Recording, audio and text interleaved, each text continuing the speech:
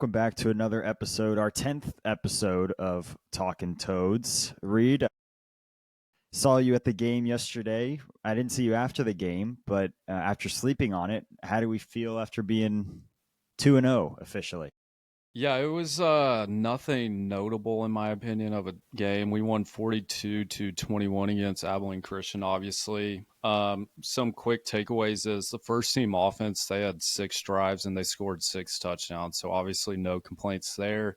The defense to me was a little shaky, and I think that might have been because Avalos might have been holding stuff back for SMU. That way they just don't have it on the film for next week.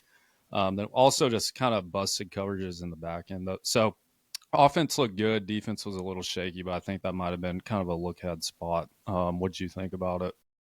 Yeah, I guess just real quick, even non football wise, getting back to the Carter was a good feeling.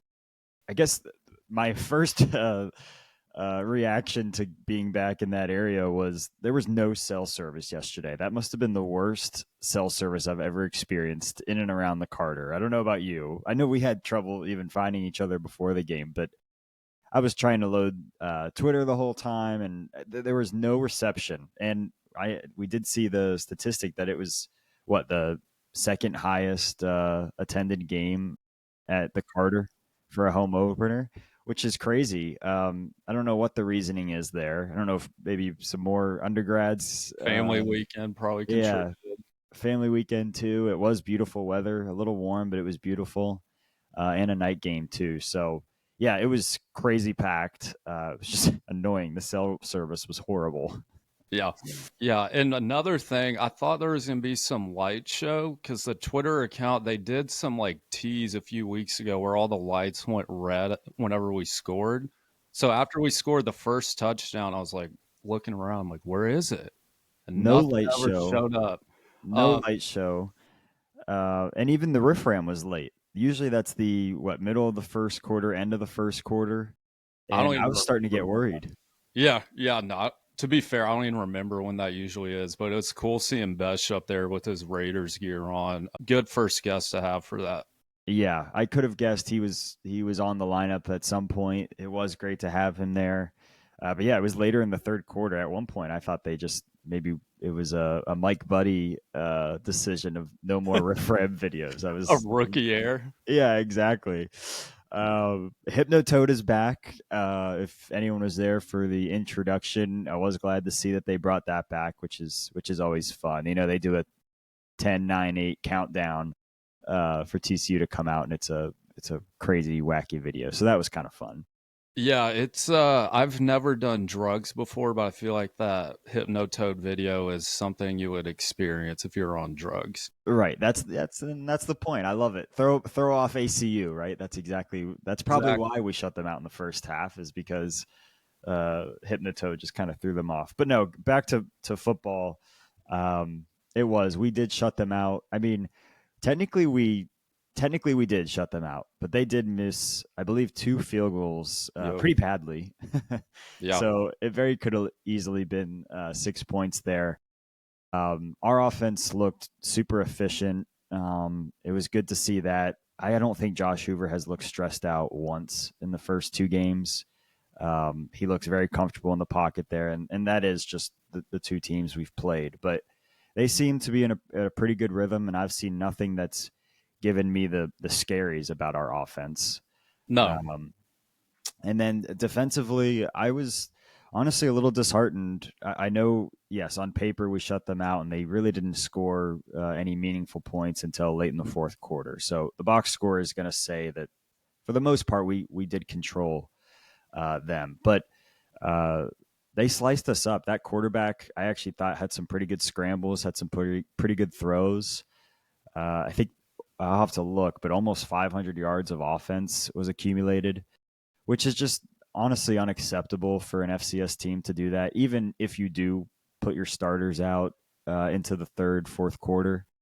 I didn't love that. So maybe my take is obviously great win. We controlled it, but uh, is it fair to say I was slightly disheartened of the effort later in the game? Yeah, no, that's totally fair. And going back to Hoover real quick, I don't think his jersey has had a grass stain on it yet. this Yeah. year, which is a credit to the offensive line. Those guys, the past 2 years, have pass protected super well.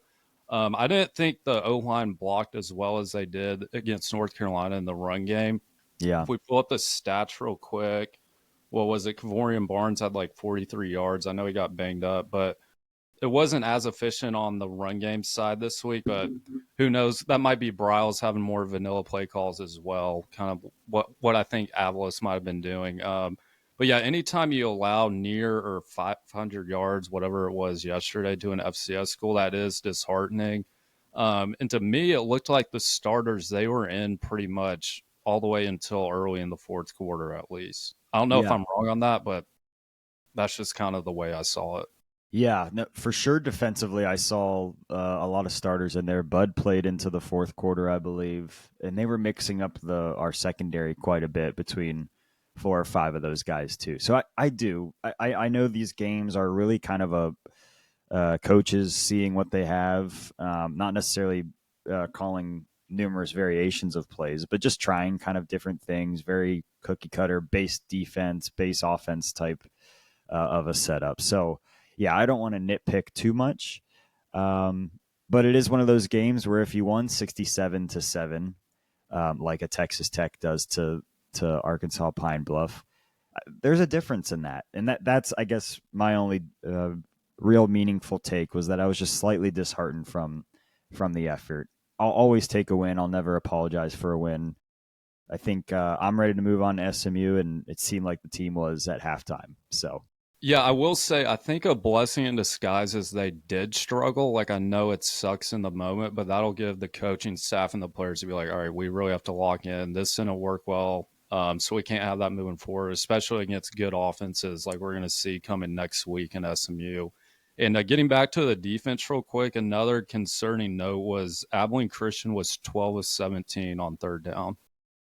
That's just unacceptable, especially when you're playing lower caliber teams like that and players. Like if we have that against SMU, I don't think it'll go in the Frogs' favor.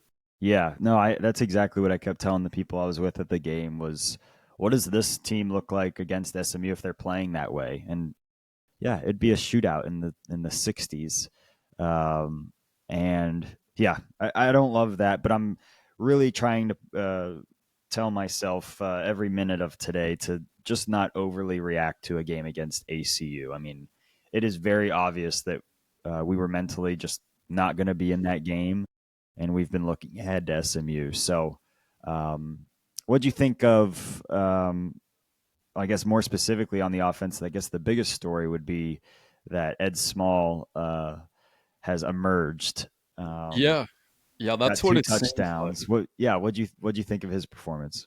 So it seems like the main reason he got a lot of playing time, I don't know if it was kind of their mindset going in is to get him more reps than he had against North Carolina, but it looks like he got in because Jordan Bailey got hurt, and we should probably touch on that real quick. A couple guys got banged up: Kavorian Barnes, DJ Rogers, Jordan Bailey, and Ben Taylor Whitfield. In the post-game press conference, Dyke said none of those are like long-term or really any serious injuries. So I would assume all 4 of those guys will be back next week, but yeah, Ed Small, he looked good. His first touchdown catch, he kind of one-handed it in the back corner. Maybe it was the middle of the end zone. I don't remember. Yeah, But yeah, 6 receptions, 45 yards, 2 touchdowns. So hopefully he can keep that moving forward because he's a super talented guy. he just looks super solid for a freshman, 18-year-old kid to just go in there and kind of. He looks super comfortable. He didn't look confused out there. Looked like he ran really good routes, and then yeah, his very first touchdown was a one-handed, really tough catch to make. So I was excited to see him. Obviously, hopefully Bailey is okay, but it seemed like that was going to happen at some point that he would usurp Bailey anyway. Um, really cool for a freshman to start making some noise. I thought Manjack started to show out, which was nice. Dwyer looked solid again. He had some really cool, nice catches along the sideline. So you're starting to see how dangerous the wide receiver core can be. I mean, there's so many options. Manjack, tell me if I'm wrong. He just looks like if you're on EA Sports college football, it's like the auto set pre-player made for Yeah, you. the most basic face mask, like the most basic jersey, No no accessories. wristband, visor, sleeve, leg sleeve. So You're it's exactly right. hilarious because like I just see him running like a 4.4, 4.5, just blazing past everyone. He just looks like the most generic looking dude. But Yeah, no, he had a really good game. I love it. Total lunch pail guy, you can tell. And I think he even wears, black cleats, low socks. You're exactly right. If he was number 0, you'd think he is definitely just the presetting, customize your player. Yeah, for Uh, sure. And no, yeah, the receivers look great. A question I had for you is are we concerned with Eric McAllister? He's I only had 5 catches in the past 2 games, and he just kind of seems like Is it he's really? not. Yeah, only 5 catches. He doesn't seem like too involved as I thought he would be. So yeah, I'll go ahead and let you start with that first. But I have some thoughts on that as well. I definitely am. Just the eye test tells me I can't imagine he's being double, triple teamed in a ton of packages. Is he not the first read? It seems like maybe Dwyer is the first read. So yeah, I'm definitely a little disappointed. But from what you just said, 5 catches in 2 games, that's way worse than even I thought from the eye test. So yeah, I think that is bad. Your number one wide receiver, who is literally number one, um, playing against two inferior opponents like North Carolina and ACU, you would think would be more involved. But again, maybe they're not revealing much. I'm not worried yet, just because he was getting double teamed against North Carolina all the time. Then yesterday is just kind of a whatever game, in my opinion. So I'd expect him to be more of a focus moving forward. And with Dwyer breaking out now 2 games in a row, teams are going to have to get off McAllister on that double coverage and start focusing more on Dwyer. So that'll help open him up. But yeah, it is kind of weird. He's only had 5 catches in 2 games. I just thought he would be more involved by now. I would think so too. And yeah, I'm not saying I don't think the world's on fire with his performance in the first 2 games at all. Um, but yeah, just a little odd, I guess.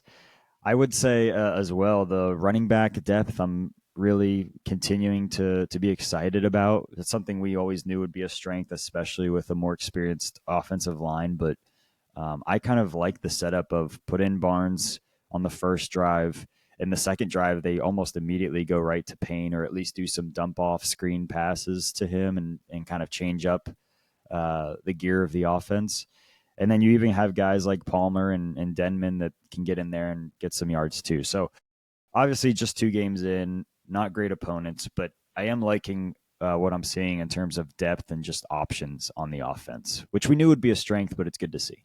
Glad you brought up Palmer. I wish he got more playing time. He's been kind of going in late in the games when it's kind of the game's out of hand and we're going to win comfortably. I just wish something about him. He just is super shifty, and I feel like he brings a spark every time he's in.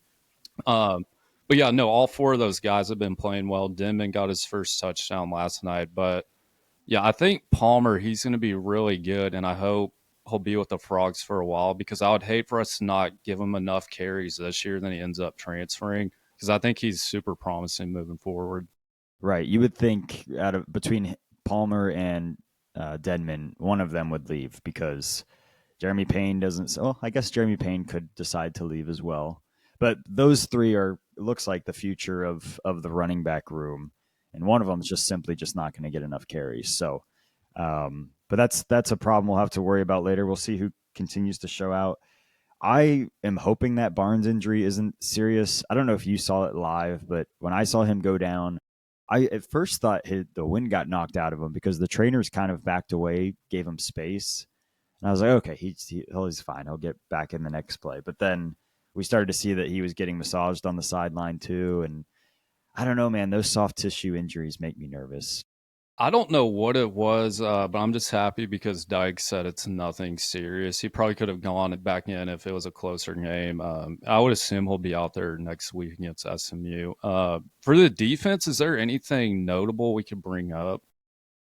I wasn't super impressed with the secondary this game. That's in a game where you play an FCS opponent, you would think your DB room versus their wide receiver room is where you should excel. And I just didn't see that a ton. I was a little wasn't super impressed. They were obviously much more effective in the first game. I thought we got some pressure in some moments, but again, I felt like that quarterback escaped the pocket quite a bit and gained some yards on some nice runs too. So I don't know, just such a weird game to truly judge the team off of. Um, what about you? Do you have any big takeaways from the play? No, the only thing that was kind of surprising to me was we got no turnovers. Like, surely against a team like that, we could have had a pick. Because, like you said, our DBs should have been mauling their receivers, or our defensive line getting the strip or something. So that was kind of surprising. Namdi had 9 tackles. That was the most on the team. Then a play that kind of stands out in my mind is Kylan Jackson. He came down from the safety position and got that sack. Mm-hmm. But other than that, nothing flashy. And like I said earlier, I think that was just Avalos having a super vanilla playing call style last night. That way SMU wouldn't have as much on film.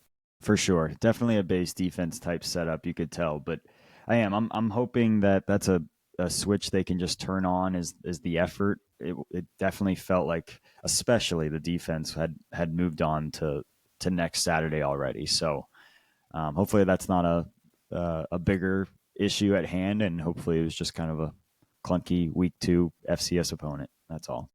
Yeah, and we should also mention special teams wise. I'm sure a lot of our listeners have seen this, but our kicker, I don't know how long he's going to be out for, Limmerman. He posted it himself, which is, you really never see that from a college player. That was Right. You interesting. can definitely, it's a the different generation of social media for sure. Yeah, but McCaslin, he kicked all of his PATs well last night. He didn't get a field goal attempt, so that'll be interesting to see moving forward. But yeah, we're I think we're both a little concerned about Limmerman. Yeah, it's like that relationship that you're not like super happy in, but you're almost more scared of what its life is like without them, right? George, yep. So that's where I am. And yeah, I would imagine it's a few week injury. The picture that he posted, his leg was wrapped. So I don't know if it's a quad or hamstring or I read it's a groin, but who groin. knows? That was my Which is next even guess. worse because I feel like groin injuries just nag for the whole year. Yeah, it's the exact injury you don't want a kicker to have. So we'll see. It could be nothing, could be very precautionary, and they just want to hold him out for maybe 2 weeks. But it definitely feels like it's going to be a few weeks. So that McCashlin, great kicker name, by the way. Right. Cash money, McCashlin, baby. horrible number though, right? Isn't he like 80, Oh, I thought he was like 97. Let's look it up. 97? It's high. It's a little high. Yeah, we're going to be using him, and it was almost nice that I do wish that he got some field goal attempts just to up his confidence a little bit. But at least he got some experience in a kind of a dud of a game, not a ton of pressure. He'd get some reps in. Yeah. What'd you think about just the atmosphere as a whole? It was kind of nonchalant, in my opinion. I mean, definitely later on, you knew everyone was kind of tapped out. Once the offense scored at like every possession, you kind of by halftime, I think everyone was looking for the exit doors. But no, I was actually happily surprised with how crowded it was. I know we mentioned the record attendance. I was happy to see um, the energy be a little bit more palpable than in years past. But it was an FCS game. I think the night game helped, and I'm not going to look too much into it. I think it's going to be a rowdy bunch next Saturday. For sure, 100%. And going back to McCashlin, his number is 99. Look at that. I usually like the double numbers, but 99 just on the small body. I Yeah, don't I know. was gonna say you should expect like a big defensive tackle in 99 or a Right, D, not a kicker who's 5'10" and 170 pounds. right. But Uh, no, he kicked well last night. So there was a. Were you there for that weird bit that TCU tried to do? They're definitely trying different ways to get the crowd pumped, I guess. But it was so obvious that the guy they had on the screen had an ACU shirt on, and it was so obvious he was in the student section, and he kept looking at the crowd like, "What? Like, what's the big deal?" And then they cut away to the crowd, and then they cut back, and Superfrog just smashes a pie in his face.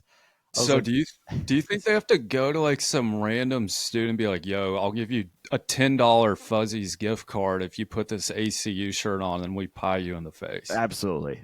Or it might be the same guy wearing a SMU shirt next weekend. Right. I was like, oh man, they're trying for bits this year. That's for sure. Did you have the big purple hot dog or whatever it's called?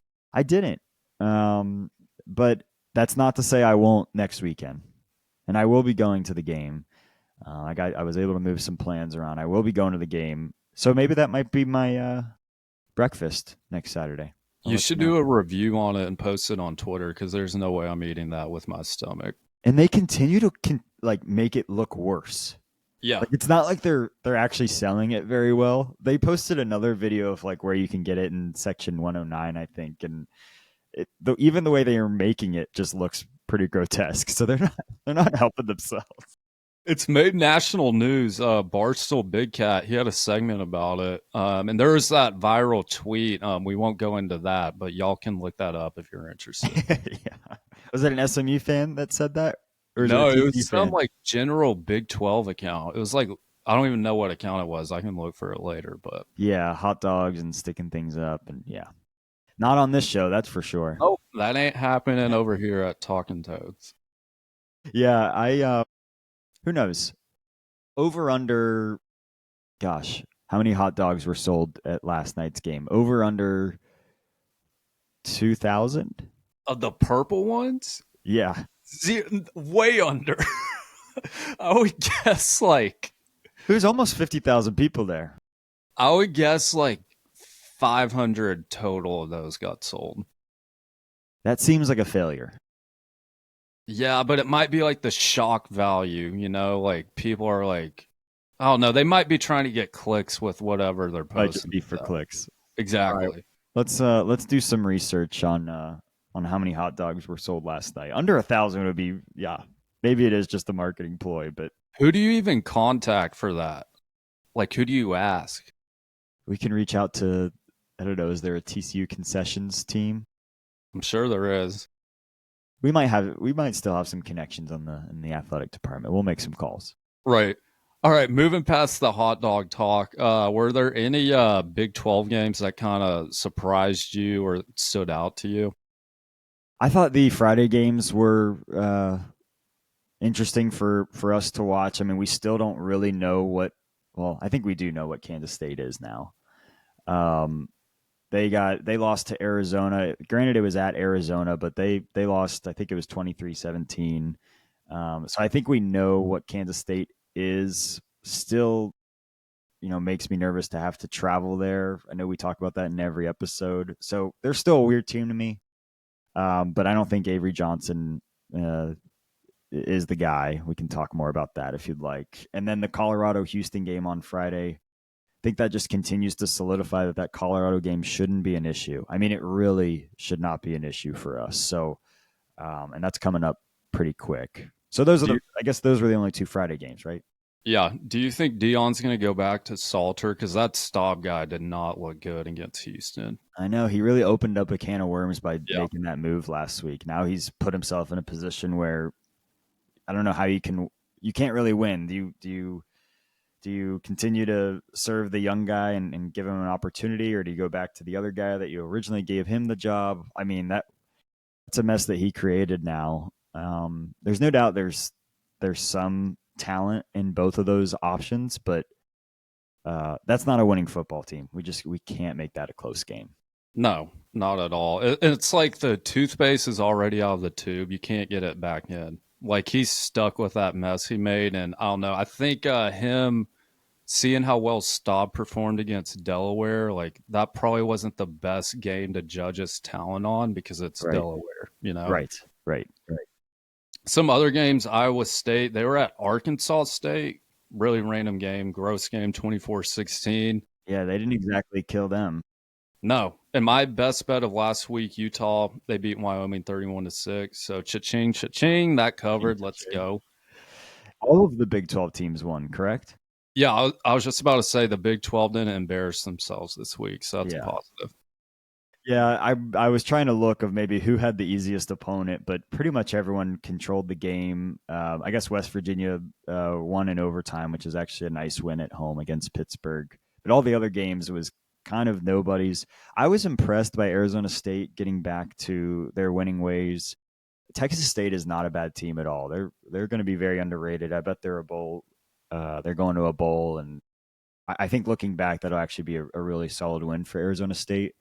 But man, that quarterback wide receiver duo they have might be one of the best in the country, and I hate to say that. Yeah, and Really it's scary. it's scary that game's coming up soon and it'll be on a short week.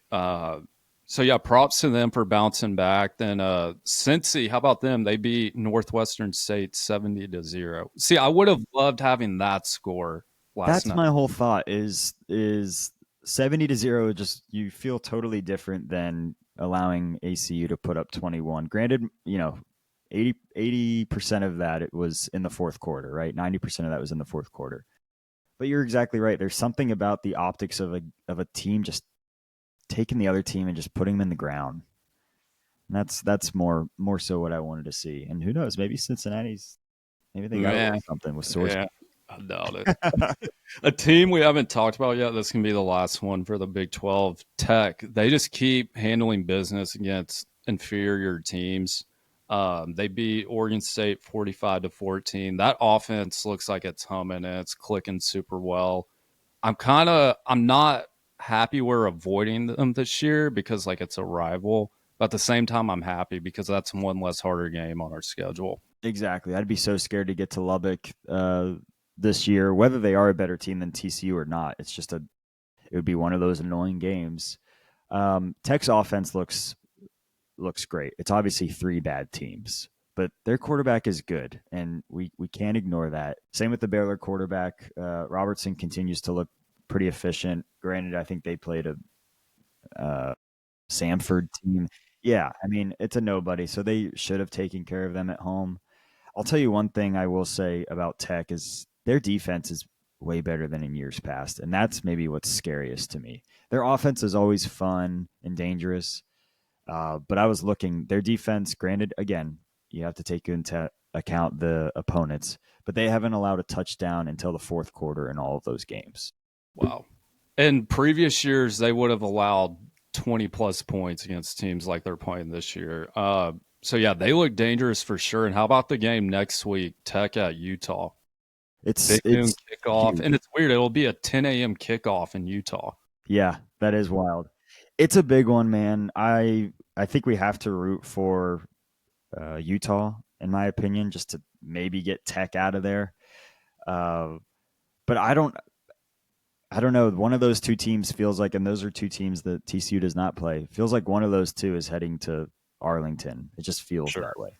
Yeah, and the opening line for that I saw was Utah -4.5. I have no clue who I would pick in that. Who would you take as of now? Utah -4.5 right now. I think Tech looks scarier. I I would think I'm going to probably take Tech. agree. Yeah, because basically when you're a home team, you get at least 3 Three. points. So they're Yeah. calling it a pick 'em pretty much. So Yeah, I think I would pick Tech, and I guess the reason I say we should root for Utah is I think if I remember correctly, looking back when we were looking at the other teams' schedules, Tech has a fairly easy road aside from this game, and I believe Arizona State, but the rest of it should be gimmies. I think you need them to take lashes as often as possible. that's fair. We definitely have more Tech listeners than we do Utah. So to keep everyone happy, I'm going to say I hope Tech does great this weekend. But yeah, we love all of them. Uh, Anything else on your end? I know that game last night was pretty much a whatever type game. I really don't have anything else. Did you get to watch any of the SMU game? No, but it looks like they were looking ahead too. I just kept checking ESPN, the app, and they were struggling with Missouri State. And then again, I don't know why they were at Missouri State. That game makes zero sense. Yeah, I think it was you who said it. Like, yeah, hosting ACU is bad after 10 days, but at least we're not going to Missouri State. Yeah.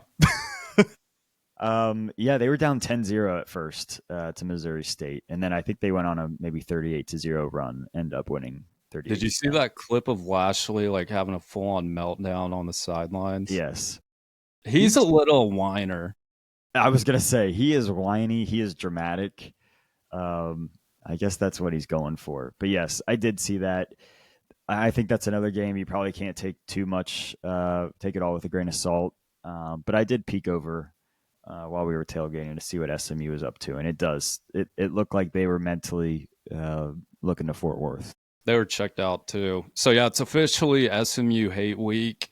Um, what do you think the over under is going to be set at? I'm going to guess like 68. I was going to say 60. Yeah, it's going to be high. Did they come out with the line yet?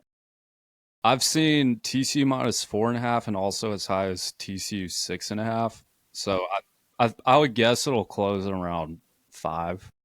Yeah, that seems fair. We'll record another episode just separately just to talk more about SMU because there's just so much there. I have a few comments about their roster and kind of what we've seen from them because they've had a kind of an action packed first few weeks. Um, so we'll have to get into to SMU in the next episode. What about just the rest of the college football landscape? Anything notable that you want to run through there? A&M, that's their first big one in a while on the road in South Bend against Notre Dame. Notre Dame mishandled the snap on the PAT, and that really opened the doors, I think, for A&M. And they ended up driving down and winning the game. So good for them. Arch, he doesn't look great. He He struggled doesn't. against UTEP. Is he? So is that shoulder? Is that pretty hurt? I don't know. Sarkeesian said he's fine, but to me, he just doesn't look great. And everyone's saying he's young. People forget he's pretty much a junior. Like he's not that young. He Right. hasn't gotten much playing time, but Yes, you're right. He's not an 18-year-old freshman that's walking in, and granted, he's got a lot of time to figure it out. But no, he definitely doesn't look great. That Georgia Tennessee game was nuts. I thought Tennessee just completely screwed it, and they had an opportunity to beat Georgia at home, and they soiled it. is Clemson dead? I do think Clemson is dead. I know that made you happy. You're a Club Nicator. Um, yeah, that Georgia Tech scene was pretty nuts. I did not expect that. Clemson might be dead. They might have lost it, and maybe Klubnik isn't the guy, but um, definitely feels like Dabo has lost that team already. Yeah, for sure. And Haynes King, every time he plays by the end of the fourth quarter, it looks like he got ran over by like a horse. He's He does. just like, he looks dead every time. He does. He does.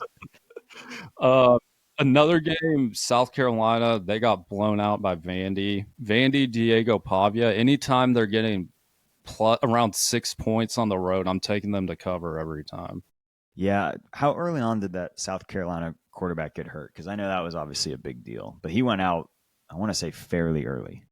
Yeah, and to be fair though, South Carolina, they've been struggling on offense, and Vandy put up 31. So even if he was healthy, who knows what would have happened. But yeah, pretty sleepy weekend in my opinion. But the next one should be better. It was that LSU Florida game could have been a little bit more interesting, but that just felt like a classic like SEC afternoon type game where Florida quarterback had 5 picks. pick. He is horrible. People had him in like the Heisman running at the beginning of the year, and his interception to touchdown ratio must be Bonkers. Must Yeah, be bonkers. yeah. Ohio State and Penn State continue to look really strong. I don't know. Do they play? I guess is when we ran through the Big Ten. Let me see.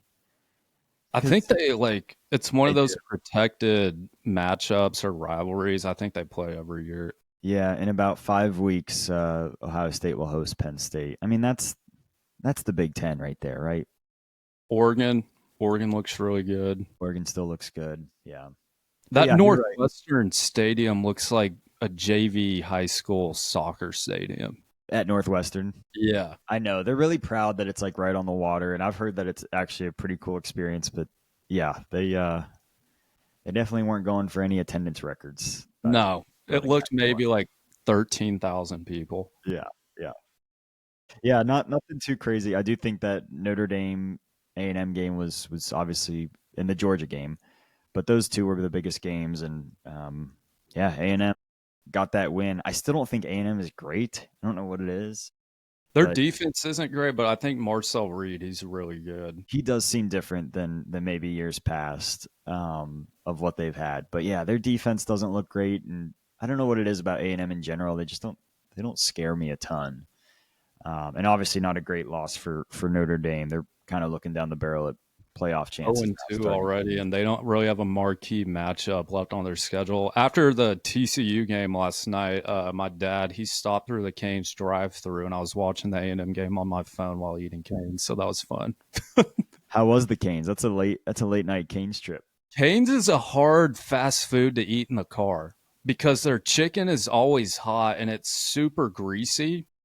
So my phone was just covered in chicken grease and like ketchup. So that was fun to like. Maybe I'm just a messy eater. So Could yeah, be that's 10% of that's it. more of a me problem. Are you no coleslaw extra toast guy, or do you sneak some No coleslaw? coleslaw, extra cane sauce. Oh, Yeah, I think it might be 60 cents more expensive, but it's worth it. interesting. I usually go double toast. I toast it up, and then I'll Oh, take carb I'll. guy. So if you get the three tenders to toast, you split the tenders in half and make 6 sandwiches. Yeah, that might be a part of my new Cane's order. There you I go. just thought about that and got hungry. There ends up being a lot of fast food talk on this podcast. Yep, we should have a whole episode dedicated to fast food. But yeah, nothing's as good as McDonald's $5 meal, according to Jacoby Hayes. Right. We'll have to get Jacoby Hayes back on and see if he's had any updated rankings. He said he's never had a bad McChicken, so True, we'll see. true. Since we're going into the fast food talk, that probably means it's time for us to log off. But before we do, please just subscribe, leave us a comment, like the video, listen on Spotify, anything of that nature that would help us out. So we appreciate it. Yeah, we're also doing a giveaway because we do. We want more subscribers. We want more people to hear about this podcast. We think it could be a lot of fun as we continue to ramp up into the football season and some other fall sports. The giveaway is $50, either a gift card or to a charity of your choice. We're going to do a random generator online of once we get to that number. Subscribe, get a chance to win, and we'll keep it going. Appreciate the support so far. Yeah, we gained about 12 subscribers since we posted that, so that's cool. Did you have anyone run up to you at the game and say, "Oh my God, you're Reed from Talkin Toads"? Yeah, there's about I want to say 8 different people, and I charged them $50 each for a selfie. But that was pretty much it. What about you? I'm joking, by the way. I had to. You had to. We have a separate entrance into the stadium now that Right. people can't see us. Exactly. No, yeah, appreciate the support. We'll get back to you again this week as we talk about SMU, last Iron Skillet that we know of. So a really big matchup. We'll talk through that, and we just wanted to get a quick reaction pod from now being 2-0. Wasn't the best of wins, but never going to say sorry for a 42 to 21 win. 2-0, and we move on. Thanks again. We'll talk to you here in a few. This was Talkin Toads episode 10, actually. So shout out to Reed and myself. Shout out Josh Hoover. We'll talk to you here soon. Thanks.